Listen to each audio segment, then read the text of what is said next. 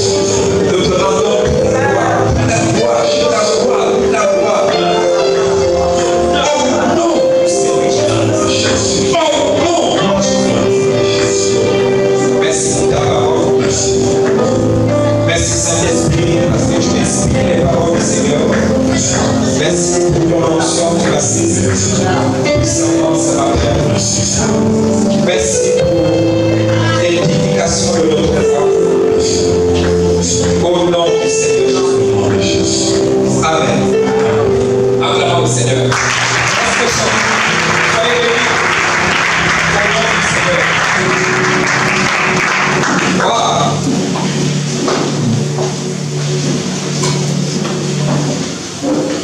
C'est un témoignage. Dimanche prochain. Dimanche prochain, ok? Dimanche prochain, c'est bon? Après, tu vois le frère avant, ok? Et puis, on va lancer ton témoignage. Le Seigneur te bénisse. Ok. Waouh! Il y a quelqu'un, waouh! Wow. Il y a une personne, waouh! Wow. Il y a une troisième personne, waouh! Wow.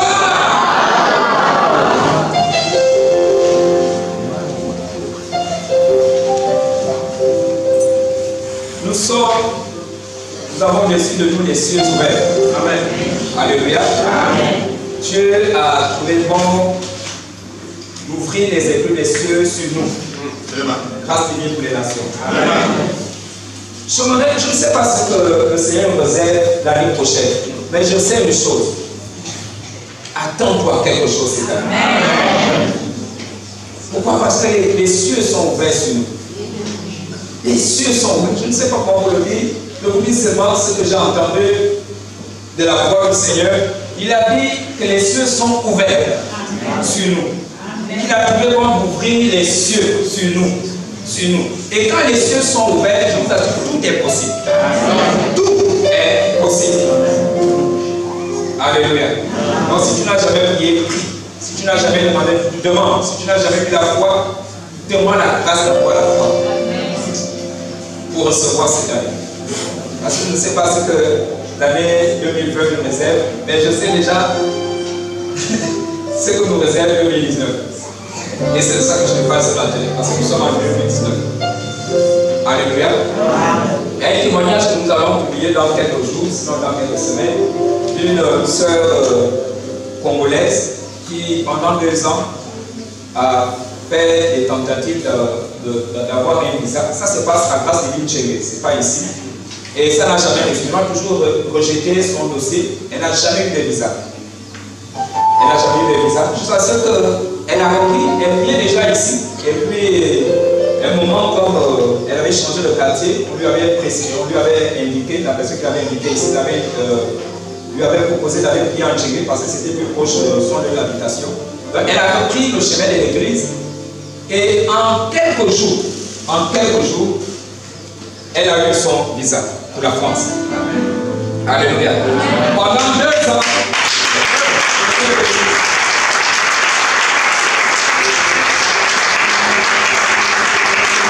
et à peu près 2 ou 3 semaines, elle est déjà en France. Elle est déjà en France. Alléluia. Rien n'est impossible à Dieu. Et je vois que quand les cieux sont ouverts, ce genre de choses se passe. Ce genre de choses se passe. Ce qui lui a été refusé pendant 2 ans, lui a été donné. Alors ma femme m'a dit ceci, que quand elle a déposé, il se trouve même que le dossier était incomplet. Il paraît qu'elle a déposé un dossier léger, c'est-à-dire incomplet, si vous voulez. Je pense que c'est ce que ma femme a dit. Mais on a accepté cela. Mais au moment où je vous parle, elle est en France. Elle est en France. Alléluia.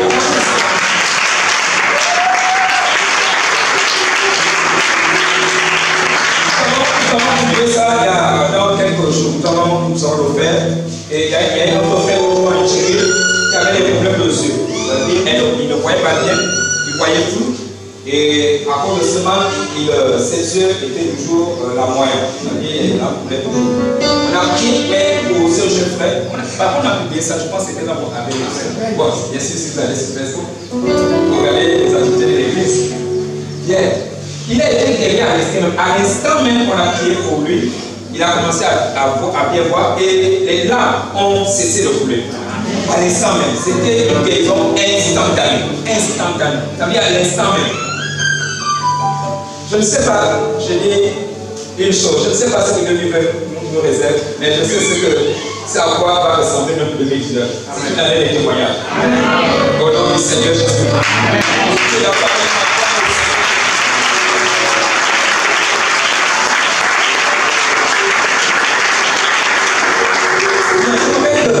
Nous passons maintenant au message de ce matin. Dimanche dernier, le monde chrétien célébrait la Pentecôte. La Pentecôte, c'est le don, l'accomplissement de la promesse du don du Saint-Esprit à l'Église, aux croyants. Jésus avait dit, en effet, dans Actes des Apôtres, chapitre 4, verset 8, il avait dit, mais vous recevrez une puissance, le Saint-Esprit survenant sur vous. C'était une promesse qui s'est accomplie le jour de la Pentecôte, et que tu me déclares que pendant 8 jours, les 120 disciples étaient à la chambre haute et ils priaient le Seigneur. Nous ne savons pas exactement ce qu'ils demandaient, mais on peut aisément imaginer qu'ils demandaient au Seigneur d'accomplir sa promesse. Parce que le Seigneur leur avait dit de ne pas s'éloigner de Jérusalem jusqu'à ce qu'ils soient revêtus de la puissance de la folie du Saint-Esprit. Et puis le Saint-Esprit, c'est pour ça que chaque année, à une certaine période, nous célébrons cela. C'est une fête chrétienne, en réalité. Alléluia. Ce n'est pas une fête religieuse comme peut-être Noël. Même si nous célébrons aussi le Seigneur Jésus au jour de Noël. Mais c'est vraiment quelque chose, c'est une fête, ça fait partie des fêtes chrétiennes. Nous sommes en droit de célébrer cela, sans être critiqués par ceux qui critiquent Noël. Donc, et il est très important que nous parlons du Saint-Esprit, parce que la vie chrétienne sans le Saint-Esprit ne vaut pas grand-chose. La parole de Dieu déclare la lettre tue, mais l'Esprit vivifie. Ça veut dire que l'Esprit de Dieu donne la vie. Et ce matin, je voudrais parler du Saint-Esprit. Il y a beaucoup de choses que je vais dire que vous connaissez déjà. Ensuite, par la grâce de Dieu, nous allons aussi ajouter des choses, parce qu'il est très important que vous appreniez des nouvelles choses. Vous apprenez des nouvelles choses, disais-je. Alors, notre verset de base ce matin, c'est Actes des Apôtres, donc je vais parler du Saint-Esprit. Pour ceux qui ont la bonne habitude de noter le Saint-Esprit. Le Saint-Esprit. Actes des Apôtres, chapitre 10, verset 38. Actes des Apôtres, chapitre 10, verset 38, il est écrit: mais vous savez comment Dieu a oint du Saint-Esprit et de force Jésus de Nazareth, qui allait de lieu en lieu faisant du bien et guérissant tous ceux qui étaient sous l'empire du diable, car Dieu était avec lui. Même Jésus lui-même a dû avoir recours au Saint-Esprit. Jésus n'a pas commencé le ministère à servir Dieu sans que le Saint-Esprit descende d'abord sur lui. Jésus attendait d'abord que le Saint-Esprit descende sur lui pour qu'il commence à faire la volonté de Dieu pour sa vie. Et si Jésus a dû attendre le Saint-Esprit, je pense que le Saint-Esprit est une personne que nous devons de tout notre cœur désirer. Parce que Jésus nous a montré qu'on ne peut pas servir Dieu sans le Saint-Esprit. Jésus n'a rien fait, il n'a pas prêché, il n'a prié pour personne, jusqu'à ce que le Saint-Esprit descende sur lui. C'est quand le Saint-Esprit descend le jour de son baptême qu'il a commencé à servir Dieu. Et je prie ce matin que tu le comprennes, que sans le Saint-Esprit, tu ne peux pas servir Dieu efficacement. Tu ne peux pas plaire réellement à Dieu. Parce qu'une chose est sûre, et ça, je suis d'accord avec ceux qui le pensent aussi, la vie chrétienne est extrêmement exigeante. Il faut une force qui est surhumaine, qui doit habiter celui qui veut vivre selon Dieu. Donc il faut l'Esprit de Dieu pour vivre les standards de Dieu, pour vivre les normes de Dieu. Il faut quoi? L'Esprit de Dieu. Vous ne pouvez pas vivre selon la volonté de Dieu sans l'Esprit de Dieu. Dieu donne son esprit pour nous donner la capacité de vivre selon les standards de Dieu, selon les principes de Dieu. Parce que quand vous avez les principes de Dieu, c'est surhumain. C'est surhumain, je vous assure. Quand la parole de Dieu déclare que si on te joue d'une certaine joue, dans le silo, ça c'est surhumain, c'est pas humain ça. Aucun humain ne peut le faire. Mais par le Saint-Esprit. Quand la Bible nous dit de prier pour ceux qui nous maudissent, de les bénir, de prier pour ceux qui nous persécutent, c'est une surhumaine. Parce que la logique humaine veut que quand quelqu'un te persécute, que tu le rendes cela. que tu fasses tout pour lui rendre cela, afin qu'il arrête. Mais ce n'est pas ce que dit les Écritures. Ce n'est pas ce que dit les Écritures. Qui est le Saint-Esprit? Le Saint-Esprit, c'est la troisième personne de la Trinité. Vous savez que nous avons un seul Dieu qui se révèle en trois personnes. Dieu, le Père, le Fils et le Saint-Esprit. Le Père, le Fils et le Saint-Esprit. Donc Dieu a une nature trinitaire. Il est Père, il est Fils, il est Saint-Esprit. Alléluia. C'est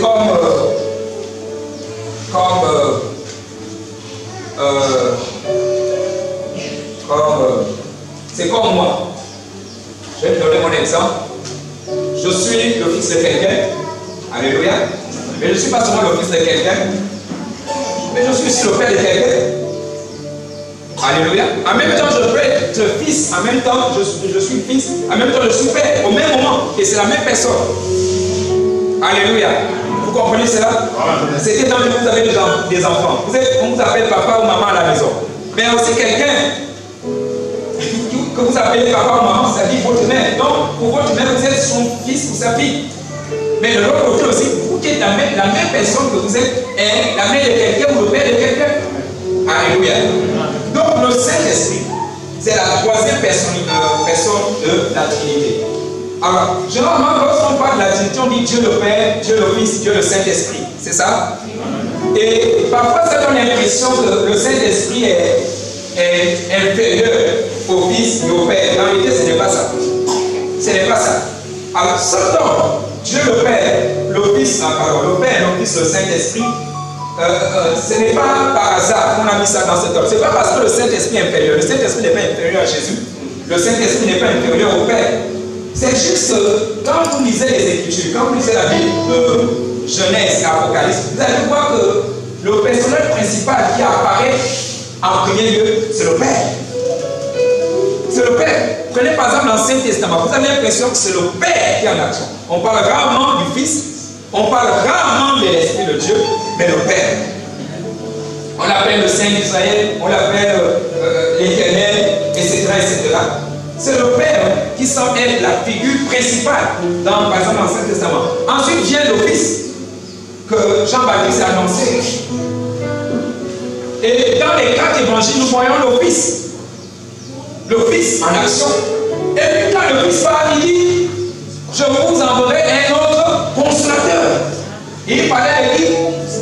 Du Saint-Esprit. Donc, le Père, ensuite le Fils, et nous voyons le Saint-Esprit se manifester. C'est pour ça que les justes disent que nous sommes à l'âge du Saint-Esprit. Alléluia. Nous sommes à l'âge du Saint-Esprit. Nous avons d'abord connu le Père, nous avons connu le Fils, maintenant nous connaissons l'Esprit du Père et du Fils. C'est pour ça qu'on met le Saint-Esprit en troisième lieu, parce qu'il s'est révélé à nous de manière claire et évidente en dernier lieu. Mais il n'est pas inférieur aux deux premiers. Alors, nous connaissons comment s'appelle le Fils. Le Fils, par exemple, s'appelle Jésus. Le Fils s'appelle Emmanuel.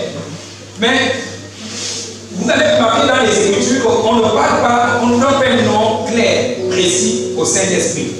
Le Saint-Esprit, un nom précis n'est pas donné au Saint-Esprit dans la Bible. Jésus, quand il parle du Saint-Esprit, dans Jean chapitre 14, verset 26, je vais lire cela. Je pense qu'avant la fin de cette année, nous aurons des effets ici pour que les gens qui n'ont pas de Bible là puissent quand même participer à la lecture. Nous sommes en train de voir comment faire cela. Alors, il est écrit ceci. Mais, c'est Jésus qui parle, mais le consolateur, l'Esprit Saint, que le Père enverra en mon nom. Vous voyez ce que Jésus dit? Mais le consolateur, l'Esprit Saint, que le Père enverra en mon nom. C'est simplement dit que le Père dira au Saint-Esprit va au nom de Jésus. Donc le Saint-Esprit a été envoyé par le Père au nom de Jésus. Le Saint-Esprit n'a pas de nom. Son nom n'est pas Saint-Esprit en vérité. Quand nous disons Saint-Esprit, ce n'est qu'une description de sa personne et de son caractère. Ça décrit juste sa personne et son caractère. Le Saint-Esprit n'a aucun nom qui lui soit propre, mais il répond au nom de Jésus. C'est-à-dire qu'il répond à l'adresse de Jésus. Si tu t'adresses à Jésus, le Saint-Esprit sera là. La Bible dit quiconque invoquera le nom du Seigneur sera sauvé. Quand tu invoques le nom du Seigneur, le Saint-Esprit est là. Partout le nom du Seigneur est invoqué, le Saint-Esprit est là. Parce que le Saint-Esprit travaille avec le nom. Dieu touche au nom du Seigneur. Partout Jésus est célébré, le Saint-Esprit est là. Partout Jésus est adoré et prêché, le Saint-Esprit est nécessairement là. Je dis bien nécessairement. Le Saint-Esprit est Dieu. C'est la troisième chose que vous devez savoir sur le Saint-Esprit. Il est Dieu. Comme le Père est Dieu, comme le Fils est Dieu, le Saint-Esprit aussi est Dieu. Il est sur le même pied d'égalité avec Dieu le Père et Dieu le Fils. À cause de cela, il est approprié qu'il soit réservé le même respect, le même honneur que nous montrons au Père et au Fils. Nous devons montrer le même honneur à l'Esprit, parce qu'ils sont égaux.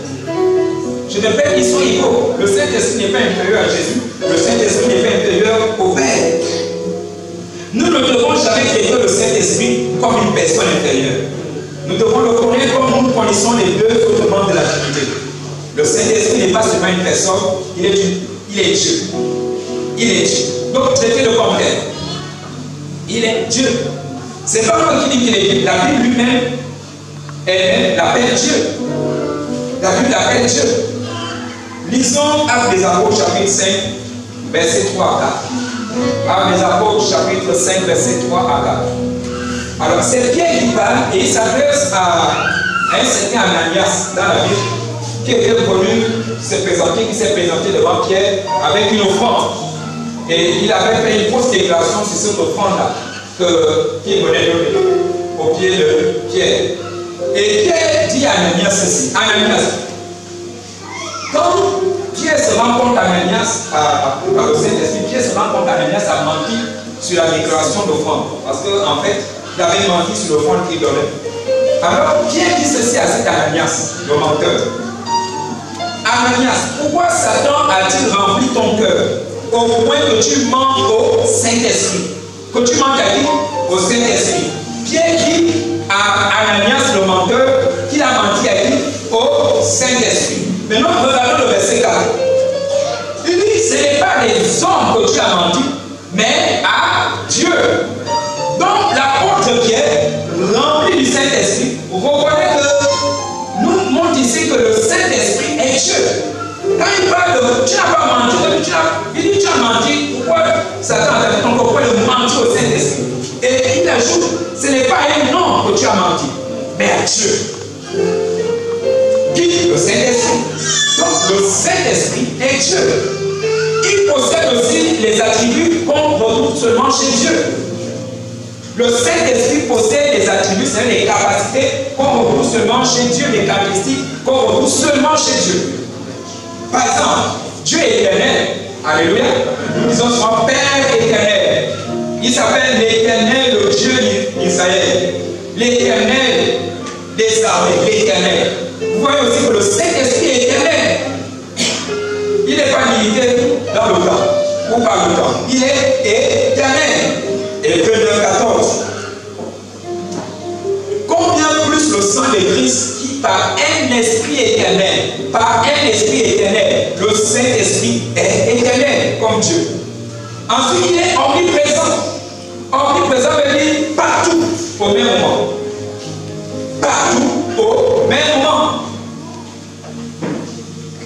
Psaume 139, verset 7 à 10. Psaume 139, verset 7 à 10, il est écrit: où irai-je loin de ton esprit? Vous voyez, c'est David qui parle. Où irai-je? Vous savez pourquoi il pose cette question? C'est parce que le Saint-Esprit est partout. Si tu mens dans ta chambre, le Saint-Esprit le sait. Alléluia. Si tu pêches dans le secret, ça le secret n'est pas un secret de tous les hommes, mais ce n'est pas un secret pour le Saint-Esprit. Il y a des gens qui se sentent en sécurité quand ils pêchent sans que personne ne sache. Oh, tu te trompes. Il y a quelqu'un qui sait. Le Saint-Esprit sait. Le Saint-Esprit sait. Le Saint-Esprit sait même quand tu mens. Quand tu mens, il sait.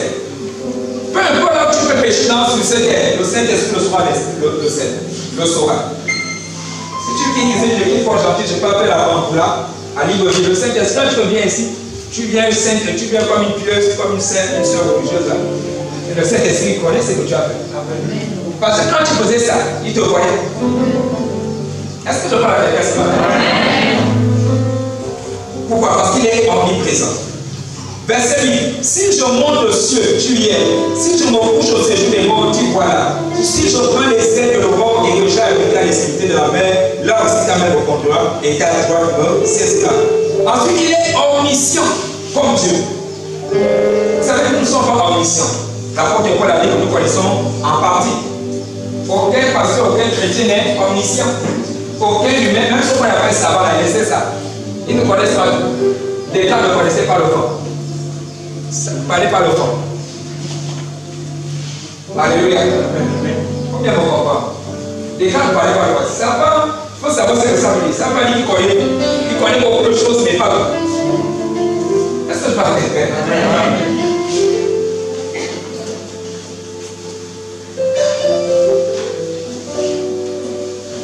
Bien. Il est omniscient, c'est-à-dire il sait tout. Il sait tout. 2 Corinthiens chapitre 2, verset 10 à 11. Vous lirez ça chez vous. Ensuite, il est omnipotent, c'est-à-dire il peut toutes choses. Il est tout puissant, comme le Père, comme le Fils. Luc 1, 35. Marie pose cette question à Gabriel, à l'ange Gabriel. Tu me dis que je serai enceinte. Mais comment cela va-t-il se faire? Puisque je ne connais point d'homme, je suis vierge. Et l'ange Gabriel lui répond, le Saint-Esprit viendra sur toi. Le Saint-Esprit, la réponse à la question de Marie, c'était quoi? Le Saint-Esprit viendra sur toi. Comment quelqu'un peut tomber enceinte sans le concours d'un rapport sexuel, sans avoir recours au rapport sexuel? Le Saint-Esprit. Alléluia. C'est pour ça que même si vous ne pouvez pas faire d'enfant maintenant, ne désespérez pas. Si vous marchez avec le Saint-Esprit, cet enfant viendra. Même s'il doit pousser, même s'il doit aller dans une cuisse, donc on peut pour le ventre ici, il est fait ici. Une cuisse. On va le faire, non,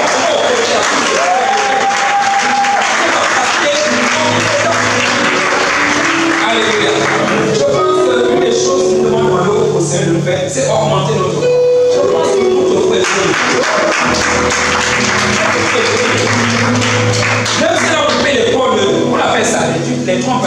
Il y a des femmes qui ont enlevé les trompes, pardon. Il parle que c'est les trompes qui attirent l'enfant. Quand les trompes ne sont plus, ça ne peut pas tenir. C'est ça, non? C'est ça? Vous tirez là, c'est ça? Ah voilà. Mais ça, c'est un problème pour les médecins. Mais ce n'est pas un problème pour le Saint-Esprit. L'histoire même de Marie nous apprend que tout est possible. Et c'est ça que l'ange Gabriel m'a dit, car rien n'est impossible à Dieu. Il parlait du Saint-Esprit. Rien n'est impossible au Saint-Esprit. Rien, rien, rien. On te refuse le visage, on te refuse le visage. Si tu m'avais le Saint-Esprit, c'est une petite affaire. Je me rappelle comment moi-même, il y a des années dernières, on m'a refusé le visage. Je voulais aller au coucher. On m'a refusé le visage. Et les mêmes personnes qui m'ont refusé, la même personne, c'est la même personne qui a le dossier. Amen. Alléluia. Même si dans la vie de Port-Gentil, il n'y a plus d'emploi, même si dans la vie de Port-Gentil, il n'y a plus de société qui embauche, le Saint-Esprit crée un emploi pour toi. Il crée là.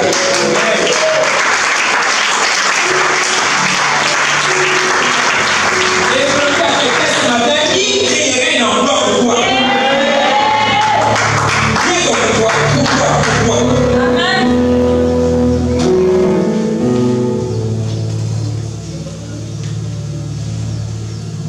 Donc il est omnipotent.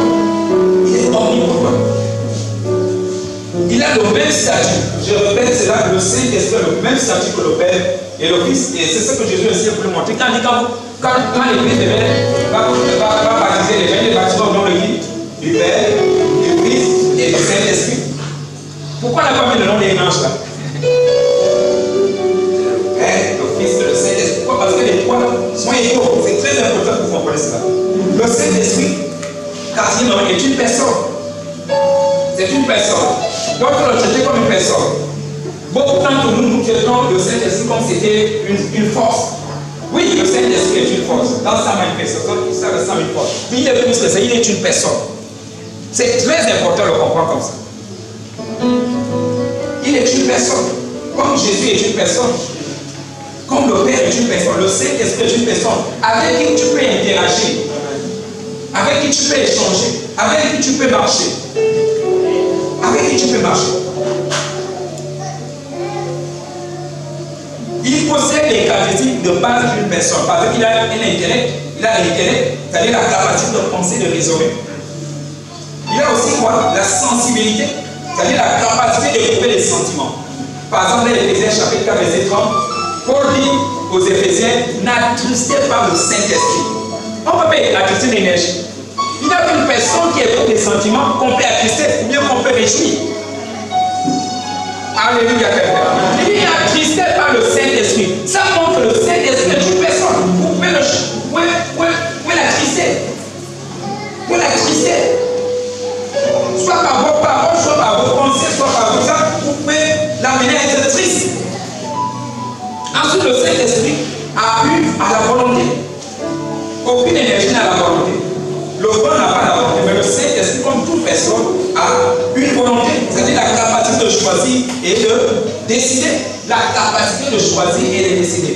Dans Actes des Apôtres, chapitre 13, verset 1 à 2, la Bible déclare que pendant que les frères jeûnaient, les frères de l'église, je pense, d'Antioche, voilà, ils étaient en train de jeûner. La Bible déclare que le Saint-Esprit dit, mettez-moi à part Paul et Barnabas. Mais on dit le Saint-Esprit a dit, mettez-moi à part Paul et Barnabas. Ça veut dire que le Saint-Esprit a une volonté. Et dans le but de la Bible déclare que le Saint-Esprit a distribué aux disciples, alors les dons aux disciples, comme il veut. C'est-à-dire comme lui, le Saint-Esprit veut. Alléluia. Ça me permet d'ouvrir une parenthèse. Quand vous demandez les dons du Saint-Esprit, il se pourrait que le Saint-Esprit ne vous donne pas le don que vous voulez. Parce que c'est lui qui décide quel don doit aller avec toi, selon la paix que tu as. Je me rappelle, il y a quelques années de cela, j'écoutais un enseignement de Yom Kippur, l'homme qui a eu cette époque, un pasteur sud-africain qui pendant longtemps